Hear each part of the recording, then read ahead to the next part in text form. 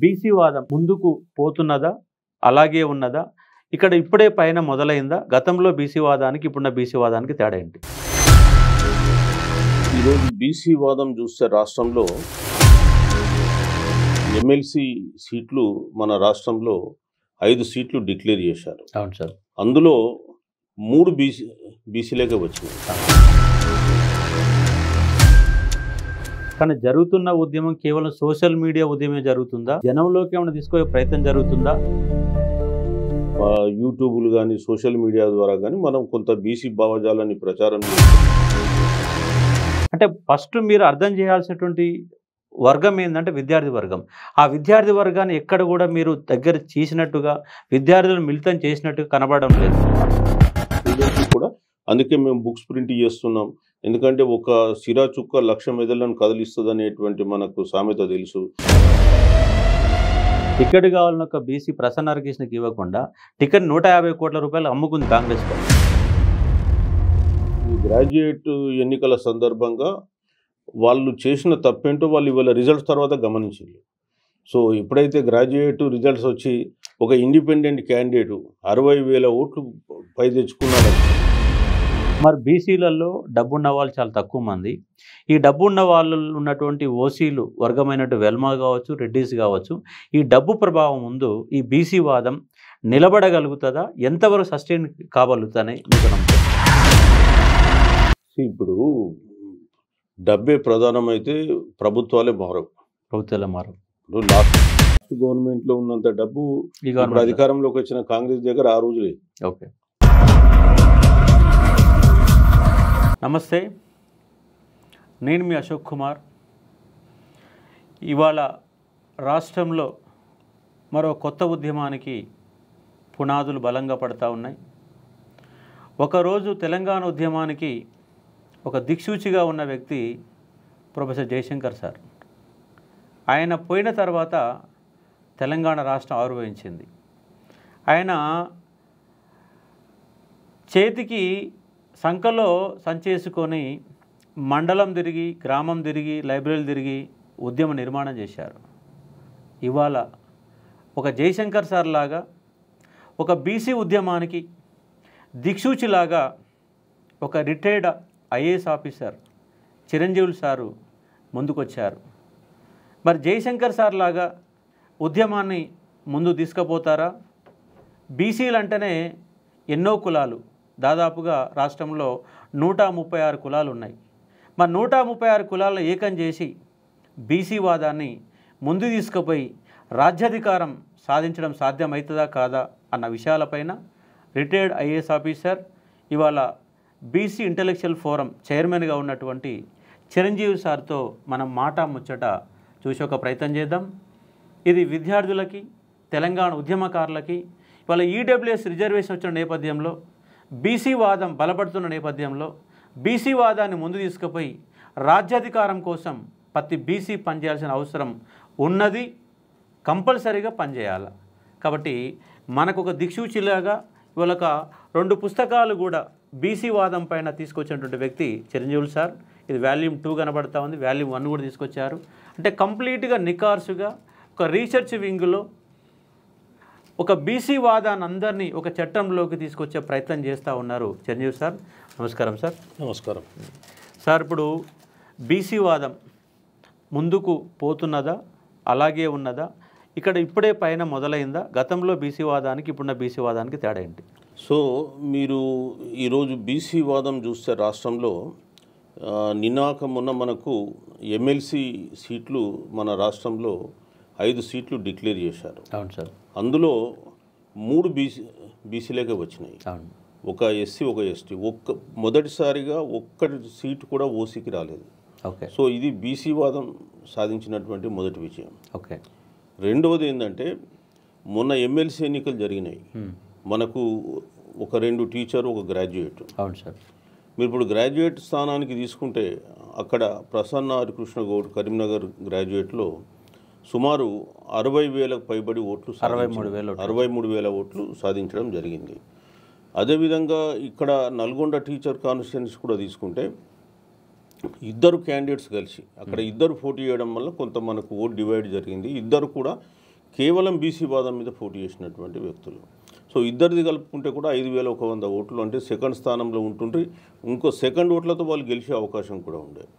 అట్లనే BC B form ticket, BJP B form ticket తెచ్చుకున్నటువంటి మల్క కొమరయ్య గారు బీసీ కాబట్టి, బీసీలు సపోర్ట్ చేశారు కాబట్టి ఆయన ఫస్ట్ ప్రియారిటీ ఓటుతోటే గెలిచిపోయింది. ఓకే, సెకండ్ ప్రియారిటీ కూడా పోలేదు. సో బీసీ వాదము ప్రజల్లో ఎంత స్పీడ్గా వ్యాపించింది అనే దానికి ఇది నిదర్శనం. మేము నిన్ననే ఒక ఆర్టికల్ రాశాను పేపర్లో. సో తెలంగాణ వాదం కంటే కూడా బీసీ వాదం స్పీడ్గా వెళ్ళి రిజల్ట్స్ ఇస్తుంది ఇప్పుడు. సో అది మేము విశ్లేషించిన విధానం. ఎందుకంటే తెలంగాణ వాదము మనకు 1969 నుంచే ఉంది. తర్వాత 2001లో వచ్చింది. దాదాపు ఒక 60 సంవత్సరాల పోరాటం అది. కానీ ఇది మనం బీసీ పోరాటం అనేది కూడా యాక్చువల్గా స్టార్ట్ అయింది. మనం చూసుకుంటే మేము జూలై 30వ తారీఖు 2024 తాజ్ కృష్ణ హోటల్లో ఒక సమావేశం పెట్టి అన్ని సంఘాలను పిలిచి సమన్వయపరిచి బీసీలకు జరుగుతున్న అన్యాయాన్ని గురించి తెలియజేయడం జరిగింది. అదేవిధంగా రాష్ట్ర ప్రభుత్వం ఏంటంటే కామారెడ్డి డిక్లరేషన్లో మేము అధికారంలోకి వచ్చిన 6 నెలలలోపే కులగణన చేసి బీసీల రిజర్వేషన్ 42% పెంచుతామని హామీ ఇవ్వడం జరిగింది. కానీ వారు ఫిబ్రవరి 16వ తేదీ రోజు అసెంబ్లీ తీర్మానం చేసి 2024న, ఆ తర్వాత మార్చ్ 15న 150 కోట్ల అలొకేషన్ చేస్తూ జీవో ఇచ్చేసి తర్వాత దాన్ని పక్కన పెట్టేశారు.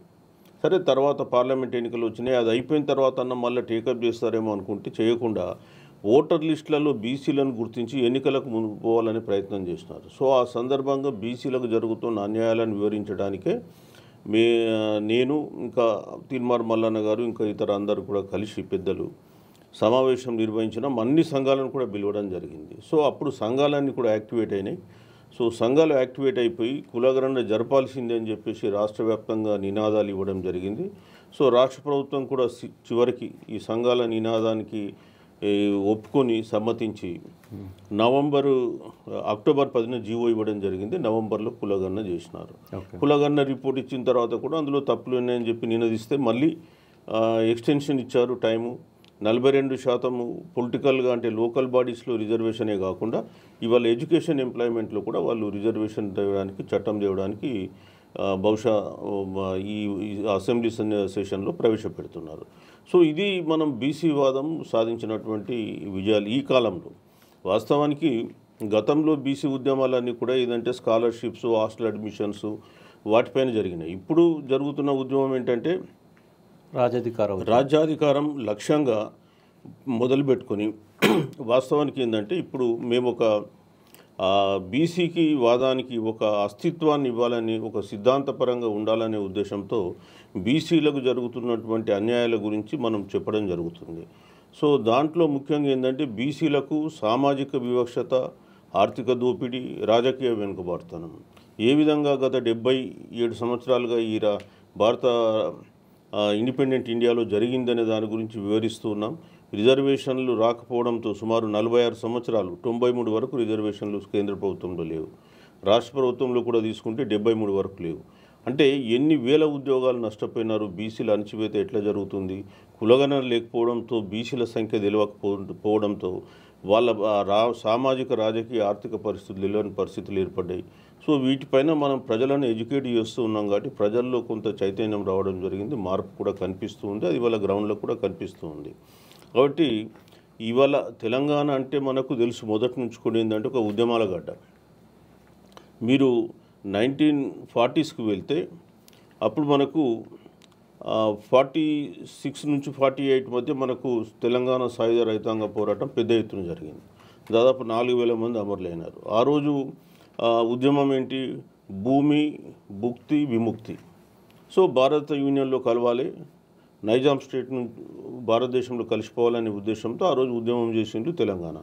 అట్లనే అదే పీరియడ్లో కొమరం భీమ్ గారు కూడా నైజాంకు వ్యతిరేకంగా జల్ జంగల్ జమీన్ అనే వాదంతో చేసిండు. సో తెలంగాణ రాష్ట్రం సెపరేట్ కావాలనే ఉద్దేశంతో మనం నీళ్లు, నిధులు, నియామకాలను చేసినాం.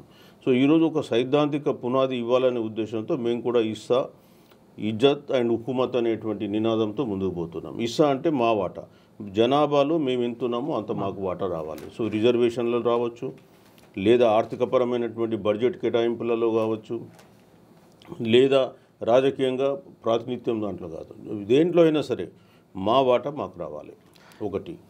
అదేవిధంగా ఆత్మగౌరవం, ఇక్కడ ఇజ్జత్ అంటే ఆత్మగౌరవం. సో మనము ఇక్కడ 61% జనాభా బీసీలు 2014 దాని ప్రకారం. సో 61% జనాభా ఉండి ఇంకెవరు మనల్ని పాలించాల్సిన అవసరం ఏముంది? ప్రజాస్వామ్యంలో మెజారిటీ ప్రజలే పాలించాలి. మరి పాలనలో భాగస్వామ్యం లేకపోతే అది ప్రజాస్వామ్యం ఎట్లయితుంది? సో ఉద్దేశంతో మనం ఆత్మగౌరవంతో బతకాలనే ఉద్దేశంతో మనం ఇక్కడ ఇజ్జత్ అనేటువంటి ఒక కాన్సెప్ట్ తీసుకురావడం జరిగింది. హుకుమత్ ఏంటంటే ప్రజాస్వామ్యంలో ఏ సమస్యలకైనా అల్టిమేట్ పరిష్కారం రాజ్యాధికారం. సో ఈవెన్ అంబేద్కర్ గారు కూడా ఏం చెప్తారు? రాజ్యాధికారమే అన్ని సమస్యలకు పరిష్కరించే కీ అని చెప్తాడు ఆయన. కాబట్టి మనం రాజ్యాధికారాన్ని అందుకోకుండా నేను ఆర్థికంగా బాగుపడాలంటే జరగదు. ఎందుకంటే మనం చూసినాం తెలంగాణలో గత 10 సంవత్సరాల్లో చూస్తే బీసీల వెల్ఫేర్ కొరకు 6,100 కోట్లు కేటాయించి 335 కోట్లే ఖర్చు పెట్టింది. అట్లనే ఎంబీసీల కొరకు ఎంబీసీ కార్పొరేషన్ అని 30 కులాలు చేర్చి 2017లో ఒక కార్పొరేషన్ ఏర్పాటు చేశారు. ఈ 30 కులాలకు కలిపి 3,850 కోట్లు కేటాయించి కేవలం ఖర్చు పెట్టింది 19,15,00,000. సీఎం ఆఫీస్లో టిఫిన్లు భోజనాలకు కూడా 19 crores ఖర్చు పెట్టుంటారు ఒక సంవత్సరానికి, లేదా ఇంకా ఒక 6 నెలలనే 19 crores ఖర్చు అయి ఉంటాయి. అంటే బీసీల బతుకులు ఆ విధంగా దిగజారిపోవడం జరిగింది. సో అందుకనే అంటే బీసీలను ఆ విధంగా ట్రీట్ చేసినారు. వాళ్ళు ఆత్మగౌరవం వీళ్ళకి లేకుండా చేసినారు. వీళ్ళేదో వాళ్ళు వేసేటువంటి మెతుకుల మీద బతికే పరిస్థితికి వాళ్ళు దిగజార్చినారు. కాబట్టి ఇవాళ ప్రజలకు ఈ విషయాలని తెలియజేస్తూ ఉంటే ప్రజల్లో ఇప్పుడు అరే మేము ఇంత అన్యాయానికి గురైపోతున్నాం, మా బతుకులకు మరి విముక్తి లేదా, మమ్మల్ని ఎవరు మా ఈ దారిద్ర్యం నుంచి బయటకు తీసుకొస్తారనేటువంటి ఒక భావన వాళ్ళల్లో వచ్చింది. సో దానివల్ల ఇవాళ ప్రజల్లో కొంత చైతన్యం వచ్చింది. సో ముఖ్యంగా మేము కూడా దీన్ని ఏంటంటే గ్రామాన గడప గడపకు ఎట్లా తీసుకెళ్ళాలి. సో ఒక ఉద్యమం సక్సెస్ కావాలంటే మొట్టమొదట ఒక భావవ్యాప్తి జరగాలి. అంటే వాస్తవంగా బీసీ ఉద్యమం అంటే గత 8 నెలల కాలంలో కొంత ఇంప్రూవ్ అయింది వాస్తవమే. కానీ జరుగుతున్న ఉద్యమం కేవలం సోషల్ మీడియా ఉద్యమే జరుగుతుందా? జనంలోకి ఏమైనా తీసుకునే ప్రయత్నం జరుగుతుందా? కేవలం నాయకులు అనేవాళ్ళు సోషల్ మీడియా, యూట్యూబ్లలో, పేపర్లో మాత్రమే కనబడుతూ ఉన్నారు. నిజంగా ఉద్యమం గ్రామీణ ప్రాంతానికి చేరవేసే ఒక ప్రయత్నం జరుగుతుందా? ఉదాహరణ మా మదర్ ఫాదర్ ఉన్నారు.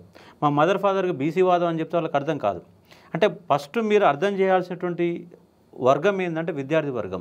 ఆ విద్యార్థి వర్గాన్ని ఎక్కడ కూడా మీరు దగ్గర చేసినట్టుగా విద్యార్థులను మిళితం చేసినట్టుగా కనబడడం లేదు. దీనికి మీరు ఏమంటారు? దీనికి సో ఇప్పుడు మనం గత 8 నెలల నుంచి చేస్తున్న ప్రయత్నం ఏంటంటే కొంత అర్బన్ ఎడ్యుకేటెడ్కు కనెక్ట్ అయినాం, ఇంకా రూరల్ దాకా పోలే. ఇంకా స్టూడెంట్స్ గురించి కూడా 1-2 మీటింగ్స్ నిర్వహించినాము. కొంతమంది స్టూడెంట్స్ వచ్చి కలుస్తున్నారు. మొన్న సెంట్రల్ యూనివర్సిటీలో కూడా ఒక విద్యార్థి విభాగంతో మీటింగ్లు కూడా ఏర్పాటు చేసినాం. సో విద్యార్థులు కూడా కొంత మెల్లమెల్లగా ఈ లైన్లోకి వస్తున్నారు. అసలే రావడం లేదని కాదు, బట్ వస్తూ ఉన్నారు. ఇప్పుడు ఏంటంటే ఈ మొట్టమొదట ఈ సైద్ధాంతిక పునాది పడాలి, ఈ భావజాల వ్యాప్తి జరగాలి. సో అది చేస్తున్నాం స్టూడెంట్స్ కూడా. అందుకే మేము బుక్స్ ప్రింట్ చేస్తున్నాం. ఎందుకంటే ఒక సిరా చుక్క 1,00,000 మెదళ్ళను కదిలిస్తుంది అనేటువంటి మనకు సామెత తెలుసు. ప్రముఖ కవి కాళోజీ గారు అన్నారు కదా. సో అట్లనే పుస్తకాలు, యూట్యూబ్లు కానీ సోషల్ మీడియా ద్వారా కానీ మనం కొంత బీసీ భావజాలాన్ని ప్రచారం చేస్తున్నాం. ఒకవేళ బీసీ భావజాలం అనేది పని చేయకపోయి ఉంటే ఇవాళ రాజకీయ నాయకులు ఈ 5 ఎమ్మెల్సీలలో 3 ఎమ్మెల్సీలు బీసీలకు, 1 ఎస్సీ, 1 ఎస్టీకి ఇచ్చే ప్రసక్తే లేదు. ఇప్పటివరకు తెలంగాణ రాష్ట్రంలో అట్లాంటి సోషల్ జస్టిస్ అనేది వీళ్ళకి జరగలే, సామాజిక న్యాయం. అంటే ఎమ్మెల్సీలో మొన్న జరిగిన ఎమ్మెల్సీలో ఇచ్చారు వాస్తవమే. కానీ అంతకుముందున్న గ్రాడ్యుయేట్ ఎమ్మెల్సీ ఎన్నికల్లో టికెట్ కావాలని ఒక బీసీ ప్రసన్న హరికృష్ణకి ఇవ్వకుండా టికెట్ 150 కోట్ల రూపాయలు అమ్ముకుంది కాంగ్రెస్ పార్టీ. కానీ వితిన్ ద ఒక 1 month గ్యాప్లో వీళ్ళకి ఇచ్చారు. అంటే నిజంగా బీసీ వాదంతో వచ్చినట్టు ఎమ్మెల్సీ అనుకోవచ్చా, లేదంటే పార్టీకి ఎక్కువ కాలం పనిచేసేటట్టు వాళ్ళకి ఇచ్చారని ఒక ఫీలింగ్తో వచ్చినట్టు? లేదు, పార్టీలో ఎప్పటి నుంచో జెండాలు మోస్టోళ్ళు ఉన్నారు కానీ వాళ్ళు ఎవరిని గుర్తించలే ఒకటి. రెండవది ఈ గ్రాడ్యుయేట్ ఎన్నికల సందర్భంగా వాళ్ళు చేసిన తప్పేంటో వాళ్ళు ఇవాళ రిజల్ట్స్ తర్వాత గమనించింది. సో ఎప్పుడైతే గ్రాడ్యుయేట్ రిజల్ట్స్ వచ్చి ఒక ఇండిపెండెంట్ క్యాండిడేటు 60,000 ఓట్లు పై తెచ్చుకున్నాడంటే అదే క్యాండిడేట్కి టికెట్ ఇచ్చి ఉంటే కాంగ్రెస్ కోటాలో బీసీ ఒక టికెట్కి ఇచ్చినటువంటి లెక్కలో పడేది వాళ్ళకు ప్లస్ జరిగేది. అసలు ఈ ఫస్ట్ రౌండ్లోనే గెలిచిపోయేవాడు. సో అది వాళ్ళ జరిగిన తప్పును గమనించిండ్రు. 63,000 ఓట్లు పడ్డాయారే బాబు, ఇప్పుడు బీసీ వాదాన్ని మనం పక్కన పెడితే రేపు మనకు పుట్టగతులు ఉండవు, మనల్ని ప్రజలు పక్కన పెడతారని చెప్పేసి ఇవాళ బీసీలకు టికెట్లు ఇచ్చింది. ఎందుకంటే ఆ ఎమ్మెల్సీ ఎన్నికలు అనేది ఒక కనువిప్పు అందరికీ. అరే బీసీ వాదం ఏం లేదు, ఇంతకుముందు లేదు, సోషల్ మీడియాలో అరిసేటువంటి వాళ్ళే, తర్వాత వీళ్ళందరూ కూడా సిటీ బేస్డ్ అనుకున్నారు. సో ఇవాళ మేము డిస్టిక్లకు వెళ్తున్నాం, గ్రామాలకు కూడా వెళ్తున్నాం.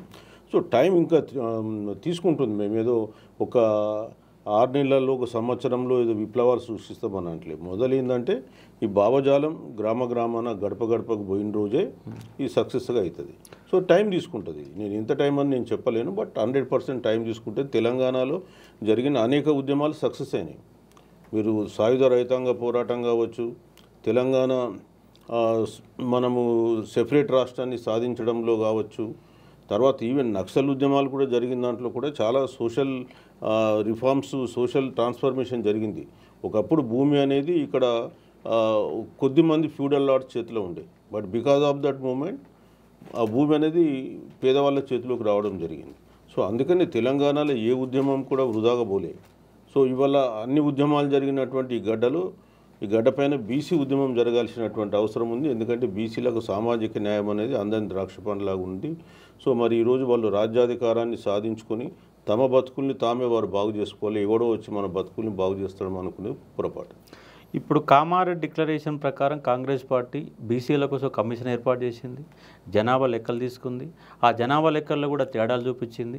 అంటే రేపు ఖచ్చితంగా స్థానిక సంస్థలలో 42% అమలు చేసేయడానికి అసెంబ్లీకి హక్కు ఉన్నది. ఎందుకంటే ఈ స్థానిక సంస్థ రిజర్వేషన్లు మార్చుకునేది రాష్ట్ర ప్రభుత్వం, కేంద్రానికి సంబంధం లేకుండా రాష్ట్ర ప్రభుత్వం మార్చుకోవచ్చు. నిజంగా రేపు రాబోయే స్థానిక సంస్థలలో 42% కనుక కాంగ్రెస్ పార్టీ సీట్లు ఇవ్వకుండా మోసం చేసి చట్టం ఏదో వంకబెట్టి ఒకవేళ రేపు స్థానిక సంస్థ ఎన్నికలకు బీసీల రిజర్వేషన్ ఇవ్వకుండా పోతే తక్షణ కార్యక్రమంగా మీరు ఏం చేయబోతా ఉన్నారు? ఒకటి ఏంటంటే స్థానిక సంస్థల్లో 42% రిజర్వేషన్ అనేది కేంద్ర పరిధిలో ఉంటుంది, రాష్ట్ర ప్రభుత్వం పరిధిలో లేదు. స్థానిక సంస్థలు రాష్ట్ర ప్రభుత్వం పరిధిలో ఉన్న సుప్రీంకోర్టు జడ్జిమెంట్ ఏంటంటే 2010లో Krishnamurthy versus union of India కేసులో ఏంటంటే 50% రిజర్వేషన్లు దాటొద్దని సుప్రీంకోర్టు తీర్పిచ్చింది. అంటే ఎస్సీ ఎస్టీ బీసీలందరినీ కలుపుకొని 50% దాటొద్దన్నారు. సో మన దగ్గర ఎస్సీ ఎస్టీలకు వాళ్ళకి జనాభా ప్రకారం ఇవ్వాలన్నారు. ఆర్టికల్ మనకు ఇది 234D 234D అనేది మనకు 73rd 74th అమెండ్మెంట్లో పెట్టినారు. 234D and 234T. ఈ 234Dలో ఏం చేశారంటే D1లో ఎస్సీలకు జనాభా దామాషా ప్రకారం ఇవ్వమన్నారు, షెడ్యూల్ క్యాస్ట్ పీపుల్కు. D2లో ఎస్టీలకు ఇవ్వమన్నారు. D3లో ఉమెన్కు 1/3 రిజర్వేషన్ ఇవ్వమన్నారు. D4 D5 కొంత ఏజెన్సీ ఏరియాది. D6కు వచ్చేస్తే బీసీలు అనే వారికి, ఓబీసీలు రాష్ట్రాలు రిజర్వేషన్ కల్పించవచ్చు అన్నాడు. అక్కడ ఈ బీసీలు అంటే మళ్ళీ ఇక్కడ క్లారిటీ రావాలి. బీసీలు అంటే రాజ్యాంగం ఏమన్నారు, బ్యాక్వర్డ్ క్లాసెస్ అన్నారు.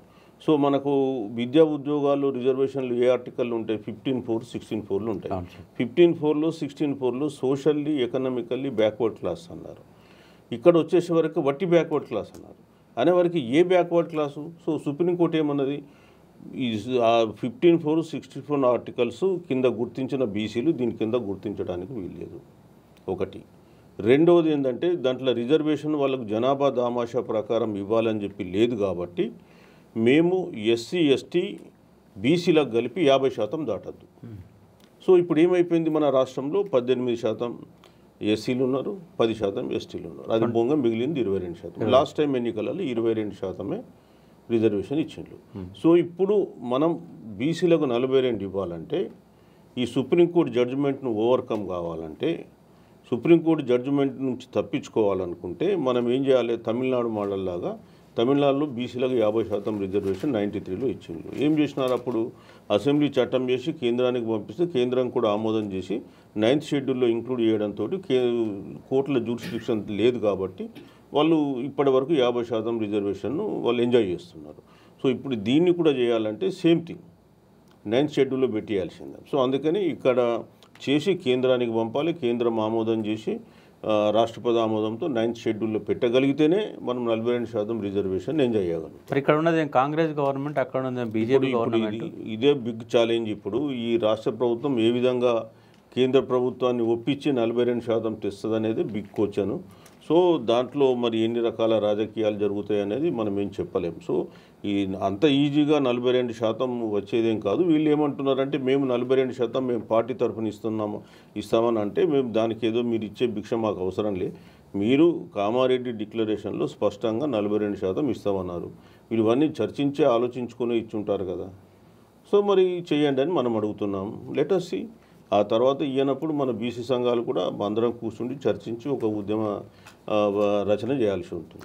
ఇప్పుడు కాంగ్రెస్ పార్టీ ఏం చేయబోద్దంటే రేపు ఎన్నికల్లో 42% ఇంప్లిమెంట్ చేయకుండా కేంద్ర ప్రభుత్వం ఎత్తేసి ఇది ఆలపడిలో ఉంది, మా పని కాదని చెప్పేసి ఎలక్షన్లో కనుక పోతే తక్షణ కార్యక్రమంగా బీసీలు ఏమైనా కార్యాచరణ ప్రకటించుకున్నారా, ఏమైనా తయారు చేసుకున్నారా, ముందస్తు ఏం ప్లాన్ ఏమైనా చేసుకుంటున్నారు? ఇంకా ముందస్తు ప్లాన్ అంటూ ఏం లేదు. మనకు ఆ స్పర్ ఆఫ్ ద మూమెంట్లో వస్తాయి.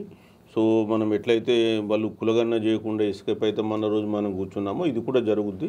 సో కేంద్రం మీద కూడా ప్రెషర్ పెట్టాల్సి వస్తుంది. ఇక్కడ నుంచి షిఫ్ట్ చేసి కొద్ది రోజులు ఢిల్లీలో ఉద్యమాలు నిర్వహించాల్సిన అవసరం ఉంటుంది. సో జరుగుద్ది తప్పక. ఇప్పుడు బీసీ సంఘాలు ఏమి అంత సైలెంట్గా ఉండే పరిస్థితి లేదు, బట్ డెఫినెట్గా పోరాడతాయి. Let us see. మరి బీసీ సంఘాలు అంటే ఆల్రెడీ కుల సంఘాలు ఉన్నాయి, 136 కులాలు. అంటే ఒక విధంగా చూసినప్పుడు ముస్లింలలో కొంత ఐక్యత కనబడతా ఉంది. ఎస్సీ ఎస్టీలో రిజర్వేషన్ల వారికి ఉన్నారు కాబట్టి వాళ్ళలో ఐక్యత వచ్చింది. కానీ బీసీలు అంటేనే ఎన్నో కులాలు, అంటే ఎస్సీ ఎస్టీలతో పోల్చినప్పుడు ముస్లింల కమ్యూనిటీతో పోల్చినప్పుడు ఓసీ కమ్యూనిటీతో పోల్చినప్పుడు బీసీల కమ్యూనిటీలో ఎన్నో కులాలు 136 కులాలు ఉన్నాయి. ఎవరికి వారు లీడరు, ఏ సంఘానికి లీడర్ ఆ సంఘానికి ఉన్నాడు. వీళ్ళందరినీ 136 కులాలని ఏకదాటిపై తీసుకొచ్చే స్థాయిలో బీసీ ఉద్యమం నిలబడుతుందా? నిలబడించేంత శక్తి మీరొక ముందడుగు వేశారు. మీలాగా మరి కొంతమంది తయారు కావడానికి అవకాశం ఉందా? కేవలం ఏదో సోషల్ మీడియాలో ఉద్యమంగా నడిపించేసి 1 సంవత్సరం 2 ఏళ్ళు నడిపించేసి మళ్ళీ యథాస్థానం అన్నట్టుగా కొనసాగవచ్చు. ఇప్పుడు బీసీ సంఘాలు, బీసీ కులాలు 134 కులాలు ఉన్నాయి. 136 అంటే మధ్యలో 2 తీసేసినారు, 134. Whatever it might be, కులాలన్నీ కూడా ఏంటంటే ఒకటే లెవెల్ ఆఫ్ డెవలప్మెంట్లో లేవు. ఇందులో కొన్ని ఆశ్రిత కులాలు ఉన్నాయి, కొన్ని డీనోటిఫైడ్ ట్రైబ్స్ ఉన్నాయి, కొన్ని అంటే చాలా పూరెస్ట్ ఆఫ్ ద పూర్ కులాలు చాలా ఉన్నాయి సోషల్గా. అట్లనే కొన్ని ఉత్పాదక కులాలు ఉన్నాయి, ఆక్యుపేషనల్ గ్రూప్స్ ఉన్నాయి, సర్వీస్ క్యాస్ట్లు ఉన్నాయి, ఇట్లా రకరకాల క్యాస్ట్లు ఉన్నాయి. కాబట్టి వీళ్ళందరినీ ఒక ప్లాట్ఫామ్ మీద తీసుకురావాలంటే ఇప్పుడు మీరు చూడండి, ఇప్పుడు గత 6-7 నెలల నుంచి మేము నడుపుతున్నటువంటి ఉద్యమంలో అందరు పార్టిసిపేట్ అవుతుంది. ఎందుకు? కొన్ని కామన్ మినిమం ప్రోగ్రామ్ ఉంది. ఇవాళ కులగన్న జరపాలా అనేది అందరి డిమాండ్. కాబట్టి బీసీ సంఘాలన్నింటినీ, కుల సంఘాలను ఒక ప్లాట్ఫామ్ మీద రావడం జరిగింది. అట్లనే ఆర్థికంగా మనం దోపిడీకి గురవుతున్నాం, మనకు సరి అయినటువంటి కేటాయింపులు బడ్జెట్లో జరుగుతలేవు అన్నప్పుడు అన్ని కుల సంఘాలు ప్లాట్ఫామ్ మీదకి వస్తున్నాయి. అట్లనే రిజర్వేషన్ ఇష్యూ అన్నప్పుడు అన్ని సంఘాలు వస్తున్నాయి. సో మనం కొన్ని కామన్ ప్లాట్ఫామ్ మీద కామన్ మినిమం నీడ్స్ ప్రోగ్రామ్ లాంటిది మనం తీసుకొని ప్రజల్ని మనం ఐక్యం చేస్తే ఖచ్చితంగా వాళ్ళు కూడా వస్తారు. ఇప్పుడు మనం రాజకీయంగా చూస్తే కూడా నేను ఒక సింపుల్ ఈక్వేషన్ చెప్తాను. 1952లో రెడ్డిస్ అనే క్యాస్ట్ పీపుల్ 25 మంది ఎమ్మెల్యేలు ఉన్నారు. ఈరోజు అసెంబ్లీ తీసుకుంటే 43 మంది ఉన్నారు. అట్లనే వెల్మాస్ తీసుకుంటే ఆ రోజు 4 ఉన్నారు, ఈరోజు 13 ఉన్నారు. పాపులేషన్ వారీగా తీసుకుంటే రెడ్డిస్ ఇంక్లూడింగ్ కాప్స్ కలుపుకుంటే 14,70,000, ఏది 2014 మన కులగా అంటే సోషో ఎకనామిక్ సర్వే ప్రకారం. అది మనం అప్పుడు ఇంటిగ్రేటెడ్ క్యాస్ట్ సర్వే అన్నాం. వెల్మాసు 1,02,000. ఈ 2000 అంటే 1952 నుంచి 2023 వరకు రెడ్డిస్ 574 మంది ఎమ్మెల్యేలు అయ్యారు. వెల్మాస్ తీసుకుంటే 149 మంది అయ్యారు. 149. ఇవాళ సేమ్ రెడ్డి కమ్యూనిటీ తోటి కంటే ఎక్కువ పాపులేషన్ పద్మశాలీస్ ఉన్నారు, సపోజ్ ఈక్వల్గా ఉన్నారు అనుకో. వాళ్ళు ఎంతమంది అయ్యారు? 1952లో వాళ్ళు 3 ఉన్నారు, లాస్ట్ అసెంబ్లీలో ఒక్కరు లేరు, ఈ అసెంబ్లీలో ఇద్దరు ఉన్నారు. సో వాళ్ళు 24 మంది అయ్యారు. 24 మంది అయ్యారు. అంటే నువ్వు ఎట్లా పొలిటికల్గా నువ్వు సప్రెషన్ అయినావు, పొలిటికల్గా నువ్వు లేనంత వరకు నీకు ఎలాంటి హక్కులు కూడా నీకు రావు. సో అందుకనే రాజ్యాధికారం లేకపోతే జాతులు కనుమరుగైపోతాయి. సో దానివల్ల చేనేత వృత్తి కనుమరుగైపోయింది. అట్లనే నేను చెప్తున్నా, ఈరోజు తెలంగాణ రాష్ట్రంలో ముదిరాజులు ఉన్నారు. ముదిరాజుల పాపులేషన్ 2014 సర్వే ప్రకారం 25 లక్షలు ఉంది. వాళ్ళ అసెంబ్లీలో ఎంతమంది ఉన్నారు? ఒక్కరు ఉన్నారు. సో ఈ స్టాటిస్టిక్స్ వాళ్ళకి అందిస్తారు. వాళ్ళు కూడా ఎంతమంది అయిన్లు? 1952 నుంచి ఇప్పటిదాకా లెక్కేస్తే వాళ్ళు 29 మంది అయిన్లు, 29 మెంబర్స్. సో ఈచ్ క్యాస్ట్ వారీగా మేము రీసెర్చ్ చేసి లెక్కలు తీసి ప్రజలకు అందిస్తున్నాం. బాబు మీరు ఎట్లా పొలిటికల్గా బ్యాక్వర్డ్ అయిన్లు, మీకు రాజ్యాధికారం లేనంత వరకు మిమ్మల్ని ఎవ్వడు పట్టించుకోడు, మీ సమస్యలు మీరు ఎవరు తీర్చడు. కాబట్టి మీరు చైతన్యవంతులు కండి. సో మనం అందరం కలిస్తే రాజ్యాధికారం సాధించుకోవడం చాలా సులువు. అందుకనే 134 కులాలు ఉన్నప్పటికి కూడా వాళ్ళు డిఫరెంట్ అంటే లెవెల్ ఆఫ్ డెవలప్మెంట్లో ఉన్నప్పటికి కూడా మనం కామన్ మినిమం ఇష్యూస్ తీసుకోగలిగితే వాళ్ళందరినీ ఏకం చేయొచ్చు. అంటే ముందుగా అలా ఇప్పుడు 130 కులాలను ఒకేసారి ఏకం చేయడం కంటే బలంగా జనాభా ఉన్నటువంటి ఒక 10 మేజర్ క్యాస్ట్లు, ఇవాళ ముదిరాజు కావచ్చు, పద్మశాలి కావచ్చు, గౌడ్స్ కావచ్చు, యాదవ్ కావచ్చు, ఇట్లా మేజర్గా అంటే దాదాపు పాపులేషన్లో 80% ఆఫ్ పాపులేషన్లో దాదాపు 10 కులాల వరకే ఉంటారు. మరి ఆ 10 కులాలను టార్గెట్ చేసి ముందుగా ఒక వేదికపై తీసుకొచ్చే ప్రయత్నం చేయొచ్చు కదా. అంటే మిగతా కులాలు ఏంటంటే కొంత తక్కువ పాపులేషన్ ఉన్న కులాలు కొంత ఇబ్బంది పడతాయి, మమ్మల్ని ఎవరు పట్టించుకోవడం లేని ఫీలింగ్ వస్తుంది, మళ్ళీ బీసీలలో చీకలు వస్తాయి. ఓకే. సో అందుకొరకే ఇప్పుడు మనం ఆ కాన్సెప్ట్ ముందుకు తీసుకురావడం లేదు. సో అందరినీ కలుపుకుందాం, జనాభా దామాషా ప్రకారం మనం రాజకీయ ప్రాతినిధ్యం కల్పిద్దాం వాళ్ళకు. సపోజ్ ఇప్పుడు మనకు తెలంగాణ రాష్ట్రంలో 2 కోట్ల బీసీలు ఉన్నారు. ఓకే. మనకు ఇవాళ ఓపెన్ కింద తీసుకుంటే 81 సీట్లు ఉన్నాయి ఇప్పుడున్న 119లో. ఏదంటే 119 దాంట్లో 19 ఎస్సీలకు ఉన్నాయి, 12 మంది ఎస్టీలు ఉన్నారు. ఓకే. అంటే 31 పోతుంది. తర్వాత 7 ముస్లిం మైనార్టీస్ ఉన్నారు, 38. 119 తీసేస్తే 81 స్థానాలు వస్తాయి. ఈ 81 స్థానాలలో జనాభా ప్రాతిపదిక మనం పంచుకోగలిగితే ఎంత వస్తుంది? ఆ ఈక్వేషన్ మీద రాబోయే కాలంలో మనం కొంత అన్ని సంఘాలను కూర్చోబెట్టి మాట్లాడి వర్కౌట్ చేయొచ్చు. 2.5 లక్షలకు ఒక ఎమ్మెల్యే సీటు వస్తుంది. సపోజ్ 25 లక్షల పాపులేషన్ ఉన్న సంఘం ఉందనుకో, వాళ్ళకు 10 ఎమ్మెల్యే 10 ఇవ్వచ్చు, మిగతా వాళ్ళకి ఇవ్వచ్చు. లేదా మళ్ళీ కొంతమంది అసలు చాలా తక్కువ 30,000, 20,000, 50,000 జనాభా ఉన్న కులాలు కూడా ఉన్నాయి. సో వాళ్ళకి ఏంటంటే కార్పొరేషన్ చైర్మన్లు, ఇంకా something we can think of it. So ఇదంతా కూడా రాంగ్ టర్మ్ స్ట్రాటజీ. ముందుకు పోతున్న క్రమంలో మనం వాళ్ళందరినీ ఐక్యం చేయడానికి కొరకు మనం చెప్పడానికి ఒక ప్లాన్ చేసుకోవచ్చు మనం. కాకపోతే దానికి మనకు రాజకీయ పార్టీ ఉండాలి. ఇవ్వచ్చు అంటే మరి మనకి ఇప్పుడున్న పార్టీలు అయితే ఇవ్వవు. సో రాబోయే కాలంలో మరి ఉద్యమం స్ప్రెడ్ అవుతున్న క్రమంలో ఖచ్చితంగా రాజకీయ పార్టీలు ఈ బీసీల నుంచి ఉద్భవిస్తాయి. సో వాళ్ళు ఈక్వేషన్ ఫాలో అయితే అందరినీ మనం కలపడానికి వీలుంటుంది. ఇప్పటివరకు ఒక ఎమ్మెల్యే ఉన్నోళ్ళు 10 మంది ఎమ్మెల్యేలు ఇస్తే అదృష్టం పరీక్షించుకోండి. ఒక 5 కులాలు 6 కులాలు కలిసినాయంటే రాష్ట్రంలో పొలిటికల్ ఈక్వేషన్ మారిపోద్ది.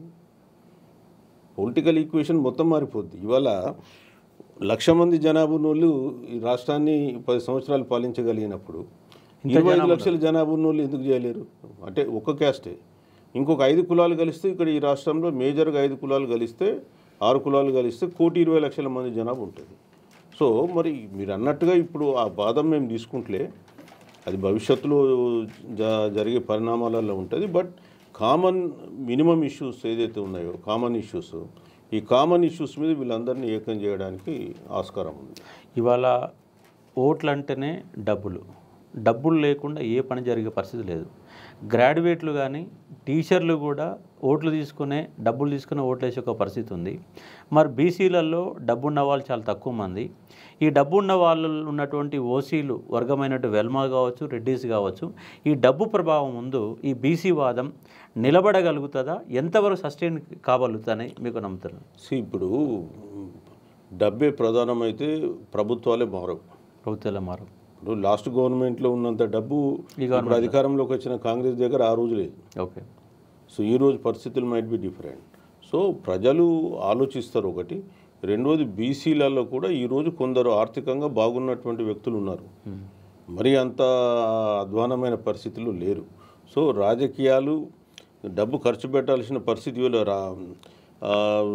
ఎన్నికల కమిషనే ఖర్చులు 60 లక్షలు 70 లక్షలు ఎమ్మెల్యేకు నోటిఫై చేసింది. కాబట్టి ఖచ్చితంగా ఆ ఖర్చు డబ్బులు పెట్టుకున్న వాళ్ళు మన దగ్గర కూడా ఉన్నారు, వాళ్ళను కూడా రంగంలోకి దించాల్సి వస్తుంది. సో అదంతా కూడా రాబోయే కాలంలో స్ట్రాటజీ వర్కౌట్ అవుతుంది. ఇప్పుడే మనం ముందే చెప్పలేం దాన్ని. బట్ ఎనీ వాదం అనేది ఇవాళ మనం ఫస్ట్ పబ్లిక్లో స్ప్రెడ్ చేసి సైద్ధాంతికంగా ప్రజల్ని మనము రెడీ చేయగలిగితే మనకు విజయం అనేది ఈజీ ఉంటుంది. ఇప్పుడు మీరు బీసీ వాదం అనే కాన్సెప్ట్కు ముందు పోయే సమయంలో మీకు ముందుగా ఎదురయ్యే ప్రధాన సమస్య ఏంటంటే నాయకత్వ సమస్య. అంటే అందరూ లీడర్లుగానే కనపడతారు, అందరికి ఐడెంటిటీ కోసం మాత్రమే కొట్లాడతారు. మరి ఐడెంటిఫికేషన్ అనే కాన్సెప్ట్లలో మీరు ఆల్రెడీ ఒక రిటైర్డ్ ఐఏఎస్ ఆఫీసర్గా రిటైర్ అయ్యారు. ఇప్పుడు ఖాళీగా ఉన్నటువంటి సందర్భంలో మీరు ఉద్యమం జెండా పట్టుకోవడానికి చిరంజీవి సార్ కూడా ఒక ఐడెంటిఫికేషన్ కోసం వచ్చారా? నిజంగా మీకు ఇంకో 20 ఏళ్ల సర్వీస్లో తెలంగాణ ఉద్యమం కోసం మీరు ఎలాంటి పదవులు తీసుకోకుండా త్యాగం చేయాలనే ఉద్దేశం వచ్చారా? లేదు ఖాళీగా ఉన్న కాబట్టి అందరినీ ఏదో ఒక పని చేయాలన్న ఒక పని కల్పించుకోవాలన్న ఉద్దేశంతో ముందుకు వచ్చారంటారు? నా వృత్తి ఏమో గతంలో ఉద్యోగం, బట్ ప్రవృత్తి ఎప్పుడు కూడా ఏంటంటే సామాజిక సేవ చేయాలి, particularly down trodden people. So అందుకొరకే నేను రిటైర్మెంట్ అయిన తర్వాత ఈ బీసీ వాదం వైపు రావడం జరిగింది ఒకటి. సో రెండవది ఏంటంటే నేను ఈ ఉద్యమంలోకి వచ్చేసి నేనేం పదవుల్ని నేను ఆశిస్తాను. సో నేను కోరుకునేది ఒకటే ఏంటంటే తెలంగాణ రాష్ట్రంలో బీసీలు రాజ్యాధికారాన్ని చేపట్టాలి. అదొకటే నాకున్న లక్ష్యం. నేను ఎలాంటి రాజకీయ పదవులు నాకొద్దు. నేను ఎన్నికల్లో పోటీ చేయను. మొన్న జరిగిన ఎమ్మెల్సీ ఎన్నికల్లో కూడా కొంతమంది అడిగారు నన్ను, సార్ మీరు పోటీ చేయండి సార్ అంటే, బాబు మీకు దండం, అట్లాంటి పరిస్థితి నేను కల్పించుకోను. నేను వచ్చినటువంటి లక్ష్యం ఏంది ఒకటి తెలంగాణ రాష్ట్రంలో బీసీలు రాజ్యాధికారం చేపట్టాలి. దాని కొరకు నేను కృషి చేస్తాను. సో నేను కొంతమంది అనుకున్నారు మీరు అన్నట్టుగా ఏంటంటే సారుగా ఏదో ఒక 6 నెలలు ఉండి వెళ్ళిపోతాడేమో అనుకున్నారు. కాదు, నేను ఇక్కడ వచ్చినాను అంటే ఒక డెసిషన్ తీసుకున్నా ఏంటంటే మన లైఫ్ స్పాన్ అంతా కూడా బీసీల కొరకు మనం పోరాటం చేయాలి, బీసీల అభివృద్ధి మనం చూడాలి. సో దాని కొరకే మనం ముందుకు వెళ్దాం, అంతే తప్ప మనకు ఇంకొక ఆశయము లేదు, ఇంకొక ఉద్దేశం కూడా లేదు. ఇక బీసీలలో అంటే అనేక మంది లీడర్లు ఉన్నారు. ఇప్పుడు మనం ఉద్యమం ముందుకు పోతున్న క్రమంలో, ఉధృతమవుతున్న క్రమంలో లీడర్స్ అనేట్లు ఎమర్జ్ అవుతారు ఆటోమేటిక్గా. ఇవాళ చెప్పుకునే లీడర్లు ఉండకపోవచ్చు, కొత్త లీడర్లు రావచ్చు. అదే ఇప్పుడు తీర్మార్మల్ లాంటి వాళ్ళు, అంటే బయట బలంగా వినపడుతున్న అంశం ఏంటంటే తీర్మార్మల్ లాంటి వాళ్ళు బీసీ ఉద్యమాన్ని హైక్ చేసి వాళ్ళ వ్యక్తిగత స్వలాభాల కోసమే ఉద్యమాన్ని అడ్డుపెట్టుకునే ఒక ప్రమాదం ఉంది. తీర్మానం మల్లన్నే కాదు, మరికొంతమంది కూడా అలా ఉద్యోగించి ఉద్యమాన్ని పక్కదారి పట్టించి వాళ్ళ అవసరాలు వాడుకొని బీసీ వాదన పక్కన పెడతారనే నేపథ్యంలో ఇటువంటి అంశాలు వచ్చినప్పుడు దాన్ని ఏ విధంగా కంట్రోల్ చేసే అవకాశం ఉంది? మీరు ఎలాంటి, అంటే దానికోసం ఏమన్నా ప్రణాళిక, అంటే ఇది కాదు ఈ వ్యవస్థలో అందరినీ ఐక్యంగా తీసుకునే ప్రయత్నం అని జరుగుద్ది అంటారు? ఇప్పుడు మన ప్రయత్నం అంతా కూడా అందరినీ ఐక్యం చేయడమే. తర్వాత ఒక వ్యక్తి సెంటర్డ్ ఏ ఉద్యమం నడిచినా అది షార్ట్ లివ్డ్ ఉంటుంది, కొద్ది కాలంలోనే ఆ ఉద్యమం దెబ్బతింటది, పడిపోతుంది. ఓ సైద్ధాంతిక పునాది ఇస్తే వ్యక్తి ఉన్నా లేకపోయినా ఉద్యమం నడుస్తుంది. ఇప్పుడు తెలంగాణ ఉద్యమం ఉంది. తెలంగాణ ఉద్యమం 1969లో మనం అనుకున్నంత రిజల్ట్ రాలేదు. అయినా కానీ మళ్ళీ 2001 నుంచి స్టార్ట్ అయింది, 2014లో రిజల్ట్స్ వచ్చినాయి. సో అట్లనే మనం ఒక సైద్ధాంతిక పునాది వేస్తున్నాం. సో ఈ సైద్ధాంతిక పునాది వేసే క్రమంలో వ్యక్తులు ఇంపార్టెంట్ కాదు, ఇక్కడ సిద్ధాంతం ఇంపార్టెంట్. సో ఇవాళ బీసీ వాదం అనే దాంట్లో బీసీలు 77 ఏళ్ళుగా ఏ విధంగా నష్టపోయినలు, ఈరోజు వాళ్ళకు ఉన్నటువంటి సామాజిక, రాజకీయ, ఆర్థిక పరిస్థితులు ఏంటి, వాళ్ళు ఏ విధంగా చేస్తే వాళ్ళు మంచి స్థానానికి వెళ్తారు, వాళ్ళు కూడా ఒక డిగ్నిఫైడ్ లైఫ్ గడపగలుగుతారు అనేది మనకి ఇక్కడ ఉన్న కాన్సెప్ట్. సో వీళ్ళు కొంతమంది ఉద్యమాన్ని స్వంత లాభం కొరకు వాడుకునేటువంటి ప్రయత్నాలు చేయొచ్చు. కానీ మనము ఏమంటున్నామంటే అట్లాంటి వాళ్ళని ప్రజలు గమనిస్తారు, మనం చెప్పాల్సిన అవసరం లేదు. వాళ్ళ ప్రజలు కూడా చాలా తెలివైన వాళ్ళు. సో ఉద్యమంలో కూడా ఒక్కరే వ్యక్తి ఎప్పుడు సెంటర్గా ఉండరు, ఇంత 2-3 ఎట్లాగో వీళ్ళ ఉంటారు.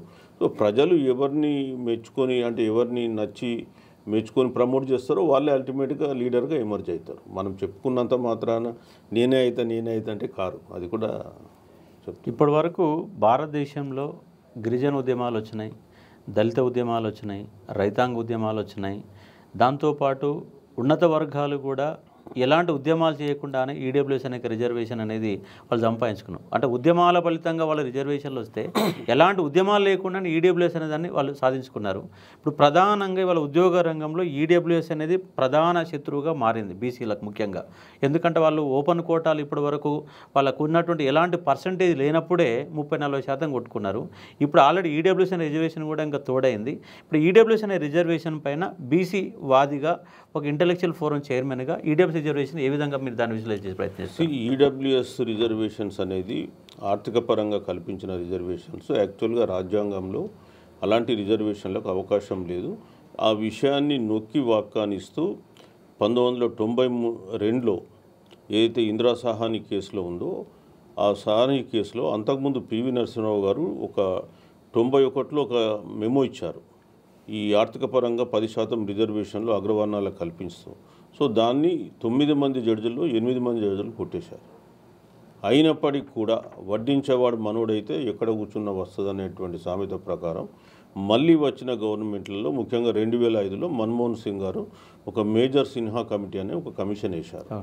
ఆ కమిషన్ స్టడీ చేసి ఓసీ పాపులేషన్ అమాంతంగా పెంచేసి 10% వీళ్ళకు రికమెండేషన్స్ చేయడం జరిగింది ఈడబ్ల్యూఎస్ అని. కానీ వాళ్ళు 2010లో ఆ రిపోర్ట్ ఇస్తే మన్మోహన్ సింగ్ గవర్నమెంట్ దాన్ని ఇంప్లిమెంట్ చేయలేదు. కానీ 2019లో ఈ గవర్నమెంటు ఎవరికి చెప్పకుండా చడి చప్పుడు కాకుండా జనవరి 8 or 9 ఆ రోజు లోక్సభలో ప్రవేశపెట్టుడు, పాస్ అవ్వడం, 2వ రోజు రాజ్యసభలో పాస్ అవ్వడం, 3వ రోజు రాష్ట్రపతి ఆమోదం, 4వ రోజు చట్టం. ఆ తర్వాత జనవరి 19 నుంచి దేశవ్యాప్తంగా అమలు. అంటే వడ్డించినోడు మనోడైతే ఎంత స్పీడ్గా పోవచ్చు అనేది చట్టం చూపిస్తుంది. సో ఈ చట్టంలో ఇంకోటి కూడా ఏముందంటే రాష్ట్రాలు దాన్ని అమలు పరచాల్సిన అవసరం లేదు. తమిళనాడు గవర్నమెంట్ అమలు చేయడం, తమిళనాడు గవర్నమెంట్ అమలు చేస్తలే, ఇవాళ అస్సాం గవర్నమెంట్ కూడా చేస్తలే. అస్సాం గవర్నమెంట్ ఓన్లీ విద్యారంగంలో చేస్తుంది కానీ ఉద్యోగ రంగంలో చేస్తలే. ఎందుకంటే ఒకసారి నోటిఫై చేశారు వాళ్ళు. చేసిన తర్వాత 2022లో పెద్ద గొడవ జరిగింది. ఇది నోటిఫై అయిన తర్వాత గొడవ జరిగేస్తే అప్పుడు మళ్ళీ ప్రభుత్వం దాన్ని పక్కన పెట్టేసింది. ఓన్లీ ఎడ్యుకేషన్ ఫీల్డ్లో ఇంప్లిమెంట్ చేస్తుంది. ఛత్తీస్గఢ్లో కూడా లేదు. ఛత్తీస్గఢ్లో దాంట్లో డిఫరెంట్ రీజన్స్ తోటి అది పక్కన పడ్డది. వాళ్ళ ఫస్ట్ 4% చేశారు ఈడబ్ల్యూఎస్. చేసిన తర్వాత అక్కడ గవర్నర్ దగ్గర కొంత ఇష్యూ వచ్చేసింది, పక్కన పెట్టేశారు. సో ఇవాళ రాష్ట్రాలలో ఆ ఫ్లెక్సిబిలిటీ ఉంది. తెలంగాణ రాష్ట్రంలో అలా ఎలాంటి ఒక కమిటీ చేసి ఒక రిపోర్ట్ ఏం లేకుండా గవర్నమెంట్ సడన్గా ఇచ్చారు. ఇప్పుడు మీరు తమిళనాడు ఇంప్లిమెంట్ చేస్తలే, మీరు అక్కడ కేరళకు పోతే ఒక నాయర్ కమిటీని వేశారు. నాయర్ కమిటీ చేసి వాళ్ళకి అక్కడ ఉన్న పాపులేషన్ ఓసీ పాపులేషన్ ఏంటి అదంతా లెక్క చేసుకొని వాళ్ళు రికమెండ్ చేసినట్లు ఓకే జరిగింది. పక్కన కర్ణాటక చేశారు. కర్ణాటకలో కూడా ఒక కమిటీ వేశారు. కర్ణాటకలో ఏం చేసినారు, అక్కడ ముస్లిం మైనారిటీస్ ఒక బి కేటగిరీ అని ఉంది వాళ్ళ దాంట్లో బీసీలలో, వాళ్ళని తీసుకొచ్చి ఓసీలలో కలిపేసి దాన్ని మొత్తం 10% ఇంప్లిమెంట్ చేస్తారు. ఇక్కడ అసలు దేశంలో అత్యధికంగా బీసీలు ఉండేటువంటి రాష్ట్రం ఏంటంటే తెలంగాణ. ఇక్కడ ఎలాంటి లేదు, అట్లాంటి రిపోర్ట్ లేదు, ఏం లేదు. జస్ట్ కేంద్రం చేసింది మనం కూడా చేసేద్దాం అని టకీమని చేసేసారు. సో అడిగే వాళ్ళు ఎవరు మరి? వాళ్ళ దాని పర్యవసానాలు ఎవరు అనుభవిస్తున్నారు? వాళ్ళ బీసీలు నష్టం దెబ్బతిన్నారు, అది చేసినటువంటి పార్టీ కూడా దెబ్బతింది. సో ఎప్పుడైనా మనం ఒకటి చేసేటప్పుడు శాస్త్రయుక్తం కొంత అందరినీ కన్సల్ట్ చేసి లెక్కలు తీసి ఒక ఒపీనియన్కి వచ్చి చేస్తుంటే వేరే ఉండే. మీ దగ్గరనే లెక్కలు ఉన్నాయి. 2014 కులగణన లెక్కలు నీ దగ్గర ఉన్నాయి ఆ రోజు. ఇప్పుడున్న మరి ఓసీలు ఎంత అనేది మీకు తెలుసు ఆ రోజు కూడా. ఇవాళ మొన్నటిదాకా ఎమ్మెల్సీగా ఉన్న జీవన్ రెడ్డి గారు ఏమన్నారు, మేమున్నది 5%, 10% చేస్తున్నారు అన్నారు. మరి అది జరిగినప్పుడు మరి జనాల బాధ ఉండదా, ఆవేదన ఉండదా? ఇప్పుడు ఈ రాష్ట్రం ఈ ప్రభుత్వం వచ్చినాక 56,000 ఉద్యోగాలు నింపిల్లని సీఎం గారు చెప్తున్నారు. మరి 56,000లో 10% అంటే 5,600 ఉద్యోగాలు ఉన్న పలంగా పోయినాయి కదా. అందులో కనీసం ఒక 50% అయినా బీసీలకు వచ్చు కదా. మరి మొదలే ఉద్యోగాలు లేవు, ఎందుకంటే అంత ప్రైవేటైజేషన్ చేసినారు, ఉద్యోగాలు లేవు. వీళ్ళకేమో ప్రైవేట్ సెక్టర్లో పోతే వీళ్ళకేమో రికమెండేషన్లు ఉండవు, వీళ్ళకి సంబంధించిన ఫ్యాక్టరీలు ఉండవు, వీళ్ళకి సంబంధించిన సంస్థలు ఉండవు. కాబట్టి వీళ్ళని ఉద్యోగాలు తీసుకోవడం కష్టంగా ఉంటుంది. ఇవాళ మీరు సాఫ్ట్వేర్ రంగంలో తీయండి, ఎంతమంది బీసీలు ఎస్సీ ఎస్టీలు ఉన్నారో తెలుస్తుంది. మొత్తం లెక్కలు తీయాలి. మరి ఉద్యోగ రంగంలో ప్రైవేట్ రంగంలో ఎట్లా ఉంది, ఎన్ని ఉద్యోగాలు వీళ్ళకి వచ్చినాయో చూడండి. హార్డ్లీ 20-25% ఉండవు. మిగతాదంతా కూడా కనీసం 27% కూడా లెక్కలు తీసి దొరకదు. సో ఇది పరిస్థితి. అందుకనే మరి ఈడబ్ల్యూఎస్ అనేది ఖచ్చితంగా రాష్ట్ర ప్రభుత్వం పునరాలోచించుకోవాల్సినటువంటి అంశం అది. సో అది అందులో కూడా ఆర్థిక పరంగా పేదవాళ్ళు ఉన్నారంటే ఇదేమీ పావర్టీ ఎరాడికేషన్ ప్రోగ్రాం కాదు. ఇది సోషల్లీ ఎడ్యుకేషనల్లీ బ్యాక్వర్డ్. 1000 సంవత్సరాలుగా వీళ్ళు సామాజికంగా రాజకీయంగా ఆర్థికంగా అణిచివేయబడ్డారు. వీళ్ళను మిగతా వర్గాలతో సమానంగా అవకాశాలు కల్పించి వాళ్ళు ఎదగడానికి తోడ్పడడానికి కొరకు రిజర్వేషన్లు కల్పించలే తప్ప రిజర్వేషన్ లేదు poverty alleviation poverty eradication program కాదు. కానీ ఇవాళ మన్న గనక ఉద్యోగాలు రేపటి నుంచి నేను కూడా లెక్కలు తీసే ప్రయత్నం చేస్తాను సార్. 100 లోపు ర్యాంక్ వచ్చినట్టు బీసీడీకి బీసీబీకి ఉద్యోగాలు రావడం లేదు. కానీ 1000కి పైన 1100 1200 ర్యాంకులు వచ్చినటువంటి ఓసీ ఈడబ్ల్యూఎస్ ఉమెన్కి ఉద్యోగాలు వచ్చే ఒక పరిస్థితి కనబడతా ఉంది. దీనివల్ల చాలా నష్టం జరగబోతుంది. కానీ ముందుగాల ఈడబ్ల్యూఎస్ అనే రిజర్వేషన్ పైన ఒక చర్చా ప్రోగ్రామ్ కానీ ఒక మీటింగ్ కానీ దీని మీద ఒక మీటింగ్ పెట్టేసి ఒక చర్చను మొదలు పెడితే బీసీ వాదం బలపడడానికి ఒక మార్గం దొరుకుతుంది కదా. 100% నిరుద్యోగం అనేది చాలా ఇంపార్టెంట్ ఆస్పెక్ట్. ఈ తెలంగాణ ఉద్యమంలో అత్యంత ప్రముఖమైన రోల్ ప్లే చేసినటువంటిదే నిరుద్యోగం. లాస్ట్ గవర్నమెంట్ను పడగొట్టడానికి కూడా అత్యంత ప్రధానమైన కారణం యూత్. తెలంగాణ రాష్ట్రం రావడానికి కూడా ప్రధాన కారణం తెలంగాణ ఉద్యమము తెలంగాణ రాష్ట్రం రావడానికి ప్రధానమైన కారణం నిరుద్యోగం. ఎందుకంటే నీళ్లు నిధులు నియామకాలు అనే దాంట్లో నియామకాలు ఇంకేంటి నేను అదే సార్ ఇప్పుడు అనేది కూడా నేను ఏమంటున్నా అంటే ఈ ఈడబ్ల్యూసీ రిజర్వేషన్ కారణంగా ముందుగాల నిరుద్యోగ వర్గంలో ఈ యొక్క బీసీ వాదాన్ని బలంగా ప్రోద్బలం చేస్తే ఒక తెలంగాణ రాష్ట్ర ఉద్యమానికి కారణమైనట్టుగా లేదా ఒక నిరుద్యోగ ఉద్యమానికి మన రాష్ట్ర ప్రభుత్వాన్ని మార్చిన విధంగా ఉద్యమం బలపడడానికి అవకాశాలు ఎక్కువ ఉన్నాయి. కానీ ఆ చర్యలు నిరుద్యోగులు అనే కాన్సెప్ట్ పైన ప్రధానంగా ఎందుకు చర్చ పెట్టట్లేదు ముందుగా? ఇప్పుడు ఆల్రెడీ దీనిపైన 2-3 మీటింగ్స్ సమావేశాలు కూడా పెట్టడం జరిగింది. నేను కూడా ఉస్మానియా యూనివర్సిటీకి వెళ్ళి మాట్లాడడం కూడా జరిగింది. అయితే ఈ మధ్య కాలంలో రాష్ట్రంలో కులగణనని అదేవిధంగా మన లోకల్ బాడీ రిజర్వేషన్ పెంచడము కులగణన లెక్కలు రిజర్వేషన్ ఎన్హాన్స్మెంట్ దీని మీద మనకు ఏమవుతుందంటే కొంత డైవర్షన్ అంటే దృష్టి అంతా అటువైపు ఎక్కుంది ఫోకస్ అంతా. సో కాబట్టి కొంత అది సెటిల్ అయిపోతే మళ్ళీ ఇటువైపు రావడానికి ఆస్కారం ఉంది. దాని అనేకమైన సమస్యలు ఉన్నాయి. ఈవెన్ ఇప్పుడు 10% ఈడబ్ల్యూఎస్ రిజర్వేషన్తో పాటు ఆర్థిక పరంగా కూడా కామన్ మ్యాన్కు రీచ్ అయ్యేలాగా కూడా కొంత బడ్జెట్లో ప్రొవిజన్స్ ఎంతైతే చేస్తుందో అది రిలీజ్ చేయమని అడగాల్సిన అవసరం ఉంది. సో ఈ రెండింటిని కూడా మనకు కావాల్సినంత మెటీరియల్ ఉంది ఉద్యమానికి కావాల్సినంత. సో రాబోయే కాలంలో ప్రజలను అటువైపు కూడా చైతన్యపరుస్తుంది. ఇవాళ తమిళనాడులో రాజ్యాధికారం బీసీల చేతుల్లోనే ఉంది. మరి తెలంగాణలో రాజ్యాధికారం 2029, 2034, 2039 ఎప్పటి వరకు అయిద్దని మనం అంచనా వేసుకోవచ్చు? అది జనాల చేతిలో ఉంది. మనం ఈరోజు ఏంటంటే సోషల్ మీడియా కానీ ప్రచార సాధనాలు చాలా ఎఫెక్టివ్గా ఉన్నాయి. కొంత ఎడ్యుకేటెడ్ కమ్యూనిటీ లిటరేట్ కమ్యూనిటీ ఉన్నారు. సో అక్కడ విప్లవాలు వచ్చి ఉద్యమాలు రావడానికి చాలా టైం పట్టింది. సో ఇక్కడ మనకి ఇప్పుడు ఉన్నది ఏంటంటే కొంత ఫర్టైల్ గ్రౌండ్ ఉంది. మనం విత్తనం వేస్తే మొలకెత్తే పరిస్థితిలో ఉంది. మనం పెట్టినటువంటి ఎంత 2024 ఏదైతే మనం జూలై 30 అనుకున్నాము అప్పటి నుంచి ఎంత 6-7 నెలలు కూడా కాలే. But still it has given some results. So ఇది మెల్లగా మనం ఒక విత్తనం నాటినాం. ఆ నాటిన విత్తనం కొంత ఎదిగితే ఖచ్చితంగా ఫలితాలు వస్తాయి. సో ఇప్పుడు ఫర్టైల్ సాయిల్లో వేస్తున్నాం కాబట్టి డెఫినెట్గా రిజల్ట్స్ బాగా వస్తాయని అనుకుంటున్నాం. తొందరగా ఈ గ్రామీణ ప్రాంతంలోకి బలంగా తీసుకుపోయిన రోజు ఉద్యమం సక్సెస్ కావడానికి అవకాశం ఉంది. కరెక్ట్. ఇది చిరంజీవులు సార్తోని ఒక బీసీ ఇంటలెక్చువల్ ఫోరం చైర్మన్గా మన అశోక అకాడమీకి ఒక బీసీ వాదం నేపథ్యంలో ఇచ్చినటువంటి ఒక మాటామంతి. ఇలాంటి ఇంటర్వ్యూలని మరికొన్ని కూడా ముందు చూసే ఒక ప్రయత్నం చేద్దాం. Thank you.